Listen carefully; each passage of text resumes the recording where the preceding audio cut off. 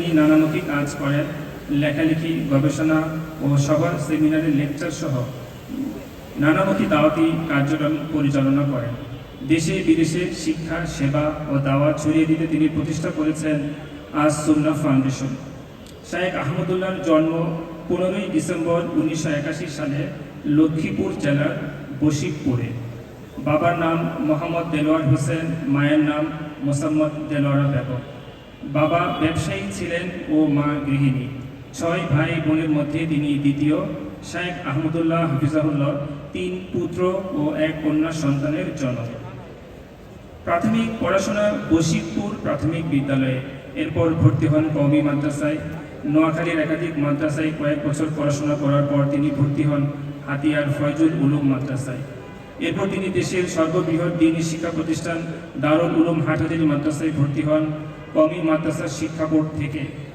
উচ্চ মাধ্যমিকে পরীক্ষা দিয়ে 10ম স্থান, স্নাতকে 3য় স্থান ও 2001 সালে দাওরায়ে হাদিসে সম্মিলিত মেধা তালিকায় 2য় স্থান অধিকার করেন।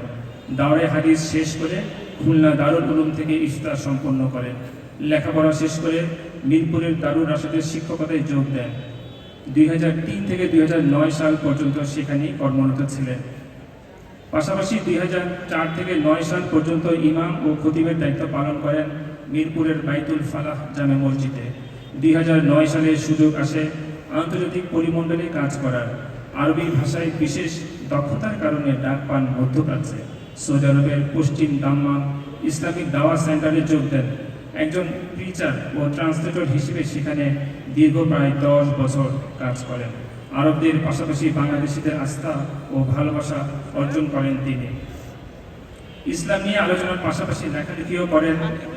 তার লেখা রাসূলুল্লাহ সাল্লাল্লাহু আলাইহি ওয়াসাল্লামের সকাল সন্ধ্যার দোয়া ও জিকির পুস্তিকা এবং 5 ওয়াক্ত ফরজ সালাত পরবর্তী দোয়া ও জিকিরের 4 লক্ষাধিক কপি এই যাবৎ বিতরণ করা হয়েছে। তার সংকলিত ও সম্পাদিত রমাদান প্ল্যানার 2 লক্ষাধিক কপি বিক্রি হয়েছে।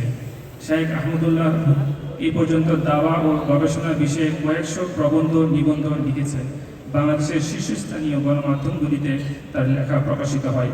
আরবি ভাষাতেও প্রকাশিত হয়েছে তার অনেক প্রবন্ধ। তিনি বর্তমানে নারায়ণগঞ্জের ভূমি পল্লী জামে মসজিদে খতিবের দায়িত্ব পালন করছেন। দেশের গণ্ডি পেরিয়ে ইতিমধ্যে তিনি জাপান, ভারত, আরব আমিরাত, সৌদি আরব, দক্ষিণ কোরিয়া, তুরস্ক, মালয়েশিয়া ও থাইল্যান্ডে আন্তর্জাতিক অনুষ্ঠানে অংশগ্রহণ করেছেন। আমরা হজরতের ন্যাক হায়াত কামনা করি। তবে আমি হজরতকে এখন অনুরোধ করবো আমাদের মাঝে, বিশেষত আমাদের শিক্ষার্থীদের উদ্দেশ্যে তাদের নৈতিক মূল্যবোধ, দায়িত্ববোধকে সামনে রেখে দিক নির্দেশনামূলক মূল্যবান নসিহত পেশ করার জন্য। আমি হজরতকে অনুরোধ জানাচ্ছি বক্তব্য নিয়ে আসার জন্য।